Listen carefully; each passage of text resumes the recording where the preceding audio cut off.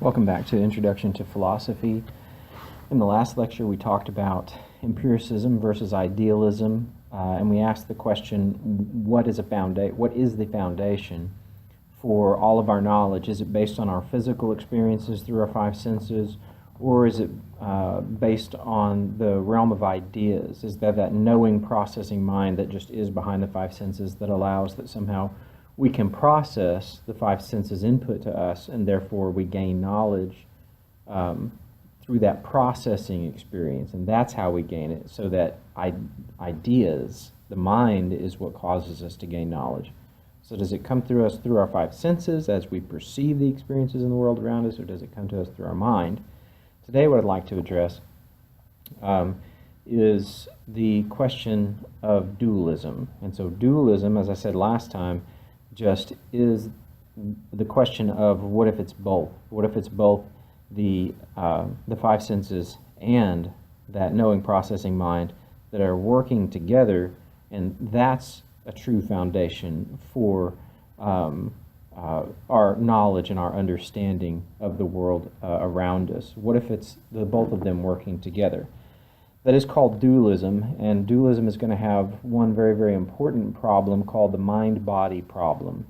And so we'll get to that question of the mind-body problem in just a moment, but part of what dualism does explore as well is the question, have you ever felt out of place in your own body? I know I have. I know I've been standing or sitting in a situation, and not necessarily even a stressful situation, just standing or sitting, and somehow I felt kind of uncomfortable, like I wasn't even sure if I was really there. I almost had to check to make sure it wasn't a dream, because my body and my mind seemed to be disjointed from each other at that moment.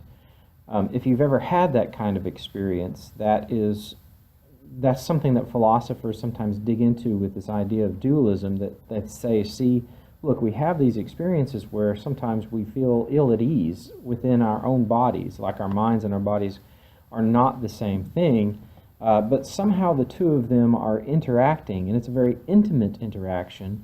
On the other hand, when you stop and think about the difference between what your body experiences and what your mind experiences, you can also find that there is some kind of distinction between what your mind is doing and what your body is doing.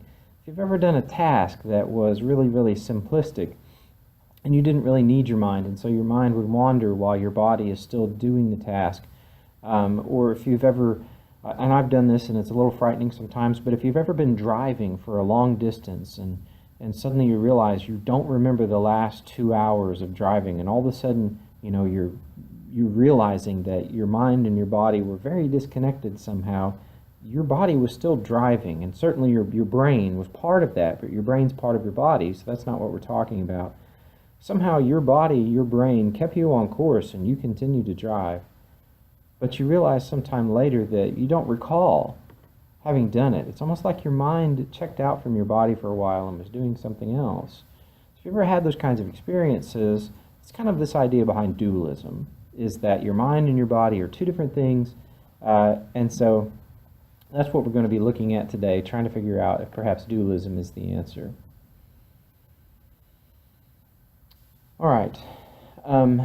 One of the predicaments, one of the difficulties here that we're going to just jump straight into as we've talked about materialism and empiricism, materialism, and idealism, one of the key problems here for dualism is the question of if the body and the mind are two different things, and I have to say, radically two different things, right? One of them is purely physical. Your body is purely physical, made up of chemistry, and your mind is completely made up of non-chemistry. So it's not your brain, but your understanding of your own self-awareness, and those ideas that are yours, and the beliefs that are yours, that all those things that make up who you are, not physically, but who you are in the realm of ideas.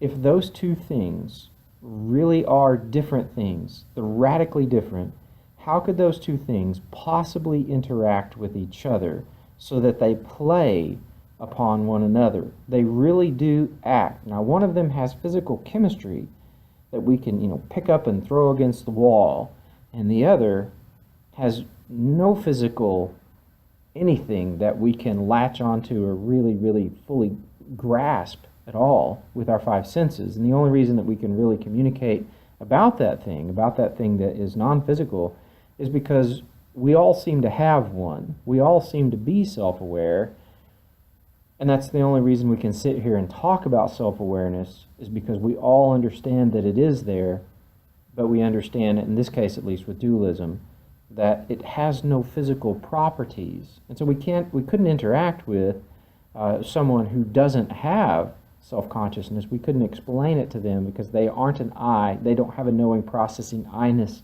and they could never really grasp I-ness and what that means. Although they might be able to grasp what it means to have physical extension if they have physical extension. They wouldn't be able to grasp what it means to have mental extension if they don't have mental extension.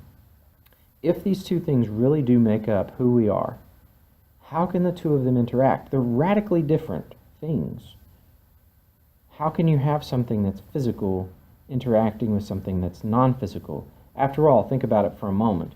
The mathematical equation 2 + 2 = 4 can never put 2 more apples in your pockets. If you have 2 apples in your pocket, understanding 2 + 2 = 4 will never cause 2 more apples to be in your pocket. That idea of 2 + 2 = 4 cannot add anything physical into the world itself.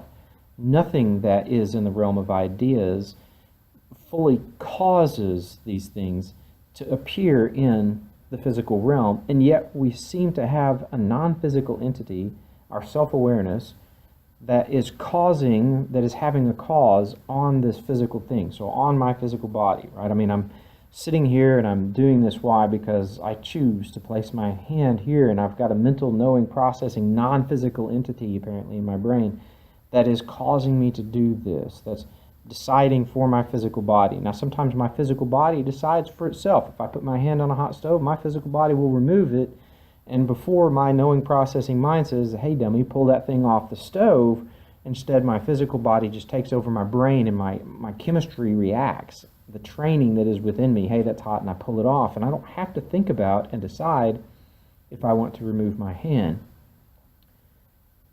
The mind-body problem just is the question, how can these two things that are so radically different, how could they possibly interact with each other? This is sometimes called the ghost in the shell. And so the idea here is that we seem to be the shell, the physical body, and somehow there seems to be this ghost, this non-physical entity that is very intimately tied with the physicalness that is me. If something traumatic happens to the physicalness that is me, that same trauma somehow affects the non-physical aspect that is also me. How can that possibly be, that these two, this one thing that's physical and the one thing that's non-physical, how can they possibly interact with each other? It becomes a very, very difficult problem for a dualist. How can those two things possibly interact? One of the strengths of dualism is that it really does allow us to kind of take a common sense approach here. We understand that we are a physical creature. We also understand that we are self-aware, and if self-awareness just is something that is non-physical, then we are these two things, and they can't be separated. If you put a hole in my head, the non-physical entity that is me apparently stops somehow interacting with the physicalness that is me. At least that's the perception of death that we have.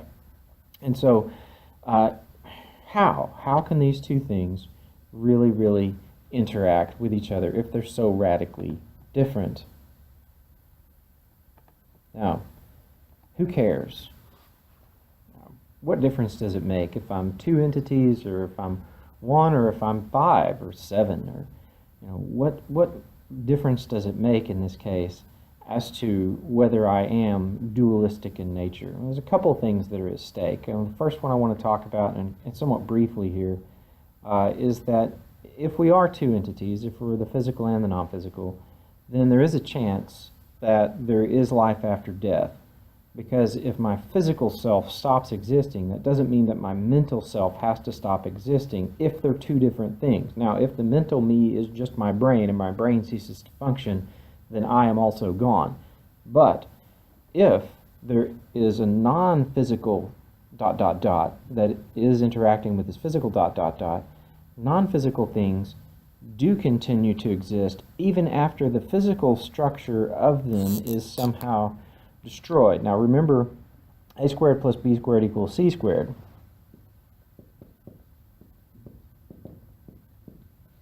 This is the physical structure of that formula. If I erase the physical structure, I have not destroyed the non-physical truth of a squared plus b squared equals c squared. So if my body is a physical structure like that formula was physical when I wrote it on the board, even if my body is destroyed, if there's a non-physical something inside of me, there's a chance that the non-physical thing could continue to exist because, like a squared plus b squared equals c squared, the idea and the understanding and the truth of that formula does not rest on the physicalness of the formula, right? Now, if we are just physical, again, we'll cease to exist when our physical self ceases to exist. But if we're more than physical, if there's a non-physical side of us, then maybe we can continue to exist. So it's an argument for perhaps life after death. So that's one thing that kind of matters. And like I said, I wanted to touch on it and just, it's an introduction class. I want you to be introduced to these ideas. So the idea here is that, maybe we could continue to live on after death. There is another one that is also very important, but in order to get to it, I'm going to take kind of a slightly different route here to try to develop the understanding, the idea, and the importance of just how real our own self-awareness is to us. And then the question becomes, at what point does that become part of us? And so looking at it from kind of a different perspective, and we're kind of coming to it through some thought experiments. So remember us last time we talked about the shaggy DA and the district attorney that turned into a dog, and then the potential. Remember us talking about American Dad, where Klaus, the goldfish, has the self-awareness of that German scientist side of it. If you also watch the X-Men at the end of one of those movies, you remember that Professor Xavier apparently projects his own self-awareness into a body that has been comatose for quite some time. And so those types of moving our self around is it's very real to us, and it becomes very real how attached we are to our own self-awareness when you start seeing things like the movie Freaky Friday that I was talking about as well. Our own self-awareness is vastly important to us, and I want to try to kind of demonstrate to you just how important that is. So I'm going to start with the first thought experiment here. Imagine that there is a car wreck and two women are injured in the car wreck. One of their physical bodies is injured beyond repair. We can't save her physically, but her mind is perfectly intact. The other woman, her body is perfectly intact, but her mind is damaged beyond repair. And so we've got one good body and one good mind, and one bad body and one bad mind. We can't, and each of them, one is in each of these ladies. We can't save both of them, but what we can do is we can take that good mind and that good body, and we can put those two together, and we'll have one of them that survives, right? Now, this is science fiction, but imagine that we could do that, right? So there the ambulance workers are working. They realize they can't save this woman's mind. They can't save this woman's body, so they take the good body and the good mind, and they put them together. And so we've got one person here who has been saved. So the woman that's been saved, when she wakes up after the ambulance workers have reconnected the mind and the body, and now she's one, when she wakes up, will she go to the house of the woman whose mind was saved, or will she go to the house of the woman whose body was saved? Which home does she go to? These two women have separate homes, and they have separate husbands. Which home does she go to? Now, most of my students, hugely high percentage of my students say she should go to the house of the woman whose mind was saved. The mind and not the body is what contains mostly who we are. Now, if you think about it for just a moment, you think about your physical body. Your physical body changes over time, and every 7 years, in fact, every cell in your body will change and it will die, and a new one will be rebuilt to take its place. So every 7 years, your physical body turns itself over, but you have been one continuous mind for all of your existence and throughout all of your experience. At least hopefully you have. Obviously there's schizophrenics and other issues like that. But for the most part, we're that one continuous mind, but we're not one continuous body.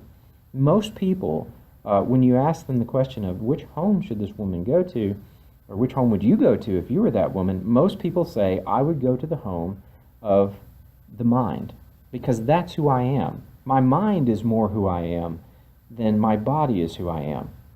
For some people, this is a bit of a revelation, because we attach ourselves and our own identity often, obviously, and for good reasons, a lot to our own physical body. But in the end, if you had to pull that woman out of the car, body and mind, who are we really? Most people seem to think that who we are primarily really has to do with who we are mentally and less who we are physically. Now, what's interesting is that when this woman, just assume she went to the home with the mind, when she got home and she walked in the door and she said, hey, honey, I've got something to tell you, right? I mean, today I had a car wreck and, well, my body didn't survive, and here I am, and I'm in this new body. I hope you like it. I'm going to look really different. I was a redhead, and now, I'm bald. I mean, you pick. The husband may look at this woman and say, you're not the woman I married. And she may look back at him and say, but honey, I remember everything about our marriage. I remember everything about all of our lives together and our children and all the experiences that you and I have had. I remember all these things. I am the woman that you married. But is she? Here you have this physical, here you have this mental, and the mental her came home, but the physical her was radically different. And can't you just imagine that the other husband, the one whose body was saved, that he might show up on the doorstep and say, hey, this is my wife. Look, I have the photographs here to prove that this is my wife. Here we are at our wedding. Here we are, at the hospital after the children were born. This woman's body, this is my wife. Whose wife is she? And you can kind of see how that type of thought experiment serves to pull apart those two things and say, we seem to be two radically different things, don't we? That mind and that body, and yet how could those two things possibly interact as part of the question? There's another really interesting thought experiment that comes to mind with this one. I call it Beam Me Up, Scotty. In this particular thought experiment, imagine that you're standing at like the Star Trek movies and television shows where they have that transporter beam where Captain Kirk flips on his phone. Right, that's maybe that's where we got flip phones from. I'm not sure. Maybe that's how we got them. But he has that little transponder coordinator. I can't remember what they call it. He flips it open. They talk into it, and he says, two to beam up. So imagine that we could actually beam people up. We could use that type of beaming technology. And imagine that we've settled Mars and there's something fantastic out there on Mars that's worth a lot of money and we need it for whatever reason. And so they've got transporter beams, transporter pads here on Earth and on Mars. And imagine that you're a business person and you have to go from Earth to Mars on business, but you're kind of like Dr. McCoy. You don't really like to be beamed. You don't want your atoms scattered across the universe and all that. It makes you uncomfortable, and I'm a guy, so I'm going to approach this from a male's perspective. And so imagine, I'm imagining myself now. I'm this businessman, and I have to make this trip to Mars, and I'm really nervous about it. And so I express my nervousness to my wife, and my wife just says, well, don't worry about it. People beam up all the time to Mars. I'm sure you'll be fine. So, I kind of psych myself up, and I step onto the transporter pad, and they beam me to Mars, but sure enough, something goes wrong with the transporter pad. And so now there's a me that's on Mars, and now there's a me that's on Earth. Because the transporter pad screwed up, and it put one of me at each place. Instead of just putting me on Mars, now there's a me on Mars and there's a me on Earth. Which one is me? Or let me put it back on you. Which one is you? Which I is you? Are you the I on Mars or are you the I on Earth? Which one are you?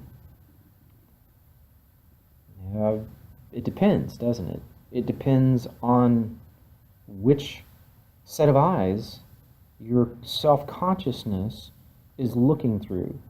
And so I would say I'm the me, that if I'm looking through the I-ness that is there on Mars, that's me, and if I'm looking through the I-ness that is me seeing through there at Earth, that's me. But which one is me?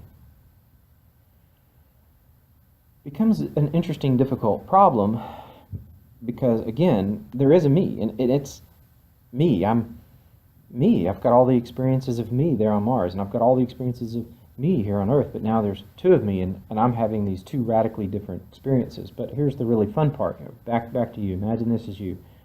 And so, the I-ness that is you, that is there on Mars, you go around on Mars, you do the business that you need to do.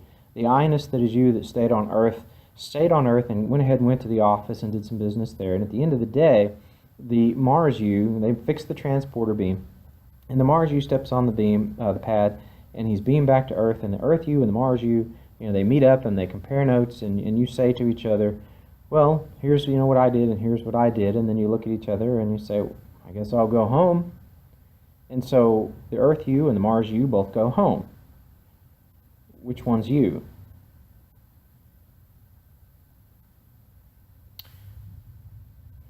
Well, they're both you. And so they walk in the door and they say, hi, honey, I'm home. They don't even say, hi, honey, we're home. They just say, I'm home. Because, well, it's me. I'm me. And so there you have now these two I's that are you. And who then goes to bed with the wife that night? Which I gets to be there with her? They're both you. Now, imagine a little bit further. Imagine we move down the road. Imagine that sure enough there was a problem with the transporter beam. Not only did it replicate two of you, one on Earth and one on Mars, but it also put into the brain of the Mars you, that it put into your brain a tumor. Now imagine that the Mars you really is you. Okay, so now we're not wondering which of these two is us. We know that I am the Mars me, and so you got a tumor in your brain because the transporter pad screwed up, and so you got this tumor. The doctor tells you you've got 2 weeks to live. The Earth you, not you, but the Earth you, walks into your bed because you are there in the hospital, and you've got 2 weeks to live. And so the Earth you walks in and sits down on the side of your bed, and the Earth you looks at you and says, well, I know that you've only got 2 weeks to live, but don't fret. I will love your wife. I will raise your children. After all, I'm you. Is that going to make you feel any better about the fact that you're about to die? Most of my students say no, that's not going to make you feel any better. Again, this thought experiment can kind of show you how attached we are to this understanding of our own self-awareness. We are very much aware of ourselves, of the I-ness that just is ourselves, and we're attached to it very, very intimately. And if you start to try to take something like that away from us, most of us are going to say, I'm less of my body and I'm more of my mind. I am my I-ness. My I-ness is primary over the body that walks around. Now, that's important, again, with the afterlife question, but it's also important when it comes to the question of at what moment, at what point, is there a point where a fetus develops or becomes self-aware, where they become self-aware? Does it happen at inception, where the moment the sperm and the egg meet, so that self-awareness begins in that moment? 6 weeks, 8 weeks, 10, 12, 16, 24. Again, we addressed a little bit about the abortion question, but when you start talking mind-body problem, and at what point does this process that the biological, physical process that we all go through, at what point does that become self-aware? Because if we could figure out when that self-awareness is certainly there, then it begs the question, isn't that just the moment at which personhood starts, and therefore it has all the rights inherent? So if it's at that moment of inception, 6, 8, 10, 12, 16, 24 weeks, or would scale up a little bit here, some have suggested that the moment when that biological, that chemical process becomes self-aware is the moment that it draws first breath. We mentioned that. But some people argue that that moment of self-awareness does not come until several months after the child is actually born, when it begins to realize that those things that are moving in front of its face are actually its own fingers, and that self-awareness does not enter into that child's awareness until it realizes those are mine, until it understands possessing something and understanding it belongs to me. They don't understand it belongs to me because there is no me. That me and that I are the same thing. It's happening to me. I am experiencing this. And so some have even suggested that until the child begins to understand and experience I and mine, and these are my fingers dancing in front of my eyes, that it's not self-aware, and therefore it's not necessarily fully human. It's just another one of those particular, it's another point of view that comes along with the question of at what point does self-awareness become part of human existence. It's vastly important to think about, to have this type of discussion where you can start trying to understand the importance of our own self-awareness. This is certainly one of the most fundamental aspects of the question, what does it mean to be human? Remember, that was the first question I told you we needed to explore. One of the most fundamental, one of the most important aspects of every human on this planet just is the fact that they are self-aware. You're self-aware. And that's one of the main points of what does it mean to be human. One of the most important aspects of what it means to be human is that we know that we're an I. Try to take that away from someone, and you'll begin to see them fight very fiercely to keep it. They want to keep their own self-awareness. Now, that's not the same thing as saying I want to keep my freedom, or I want to be free to express myself as ... Those are important as well. What you're fighting for here is much, much more fundamental. It's more foundational. Minus the self, minus self-awareness, there is no preference. Therefore, you can't express the freedom of wanting to be free to do ... You must be an I. You must be self-aware in order to express the idea of, and I want to ... There has to be that I-ness. And so as soon as you start trying to take someone's I-ness, they begin to fight very fiercely. That's why most people choose the woman whose mind. You would go to the woman's house whose mind existed, because that's the I-ness, and that's who you are. And so what it means to be human, first and foremost, is that it means that you're self-aware. Are there other creatures on the planet that are self-aware? Again, that's highly debated, and it's not something we're going to go into here. It's really interesting. I love that topic, and I'm dying to just jump off, and chase that rabbit. But for all intents and purposes, what we're trying to do here, we understand one thing. What does it mean to be human? It means that you're self-aware. You know that you're an I, and that's vastly important to each and every one of us, as we've seen. Now, we are self-aware, and it is attached. We know that the brain and the mind, they work together, and in a lot of ways, they really are attached to each other. There was a fellow by the name of Phineas Gage, and you may have heard about him, especially if you've studied psychology. He shows up in a lot of textbooks there. Phineas Gage was living in the 1800s, 1848.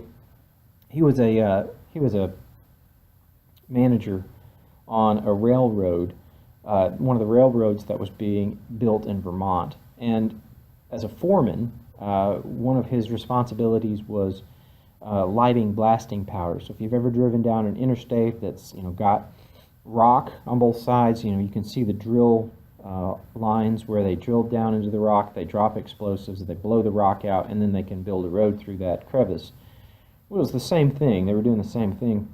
In the 1800s, they would drill the rock, they would put black powder down into the holes, and then they would seal it with a combination of wax and sawdust, and then the foreman would come along with a tamping iron and think really long ramrod. If you've ever shot a black powder gun or a musket, you know, the old muskets where they would load them by cramming the bullet, you know, down, and then they cock the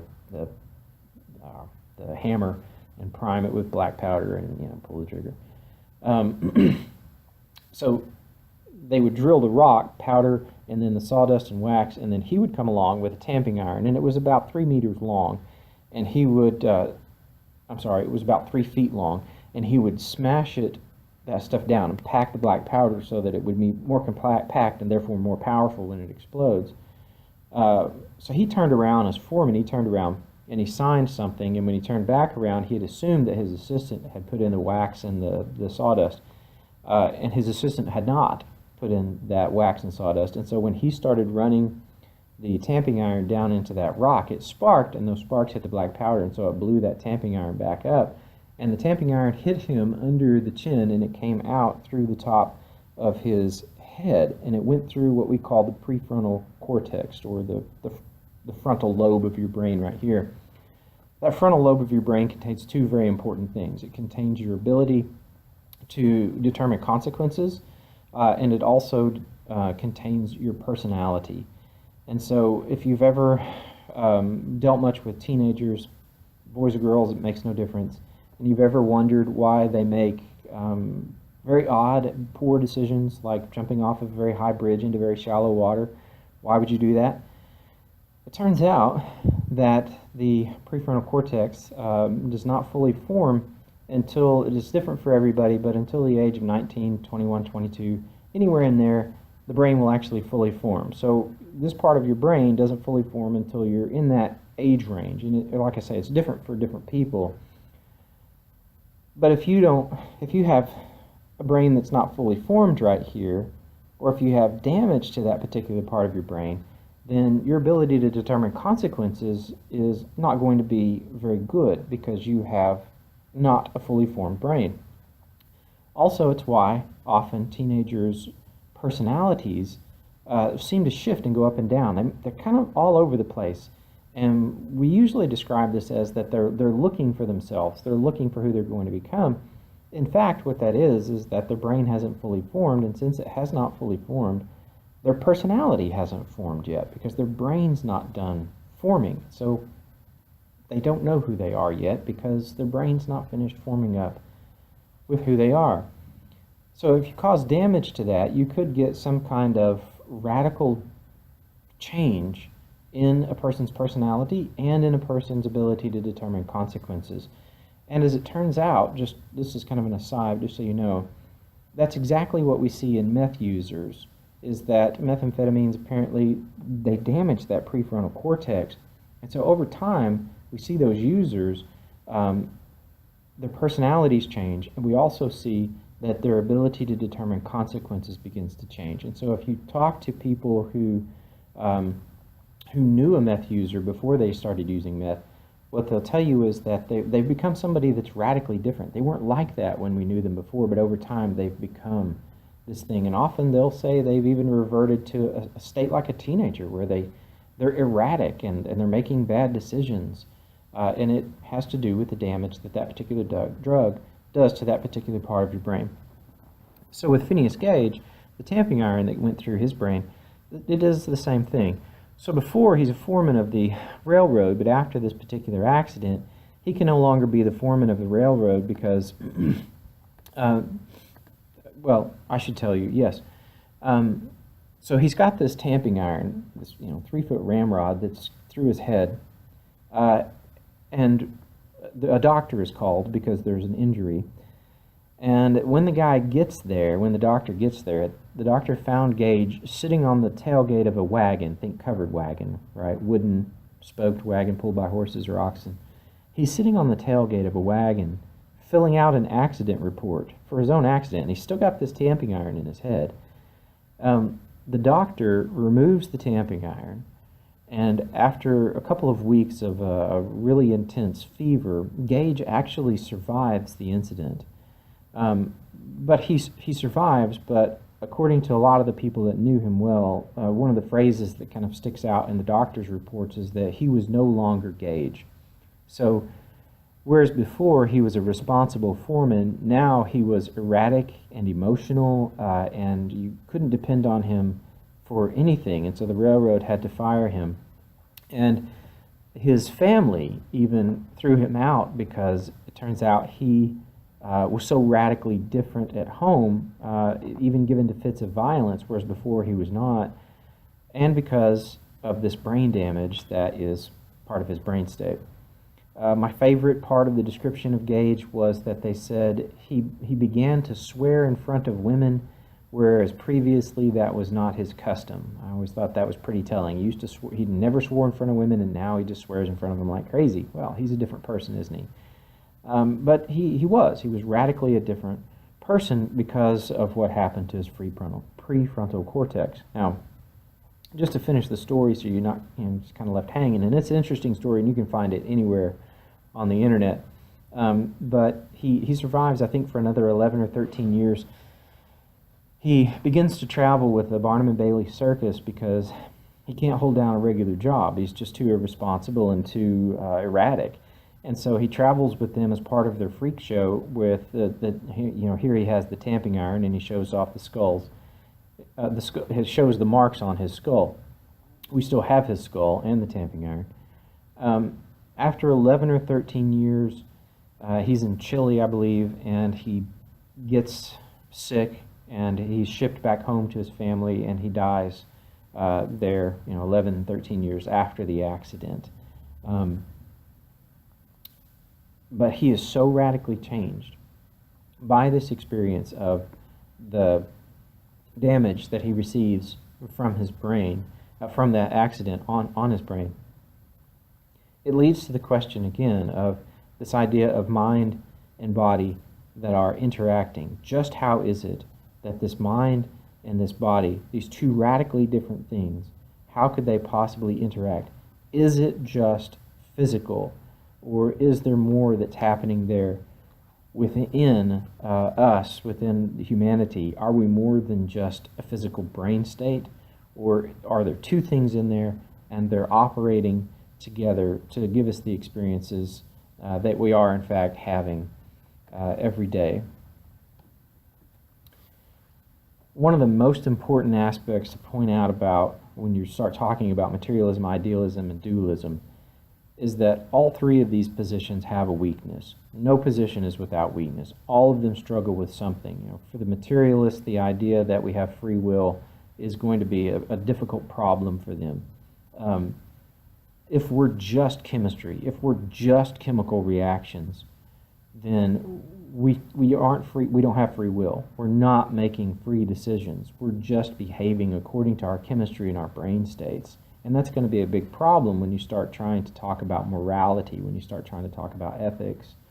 Within idealism, what about all the things that are out there that we don't know, that we're not interacting with? This kind of goes back to that Berkeley problem with the tree falling in the forest. Are those things even real unless there's something there, some kind of mind that's perceiving of those things? And with dualism, really the biggest problem, the problem for dualism is, how can a mind and a body, two radically different substances, how can they possibly interact with each other when they are radically different? 2 + 2 = 4 will not cause me to do anything. There must be something else behind the concepts of 2 + 2 = 4, but that won't cause anything. Non-material objects don't cause material objects to do things. So how is it that the non-material object that is my I-ness is causing the material object that is my body to do something, when we know that that does not happen, except apparently within ourselves? Well, that seems to be a pretty big problem for dualism, because we're an exception, and that kind of exception is not something that philosophers want to embrace. Well, we're just the exception. It's not a firm foundation. It's not good thinking. It's not good reasoning. And it leaves us just kind of saying, well, We can't explain it, but here we are. We're the exception. Well, why are we the exception? How did we become the exception?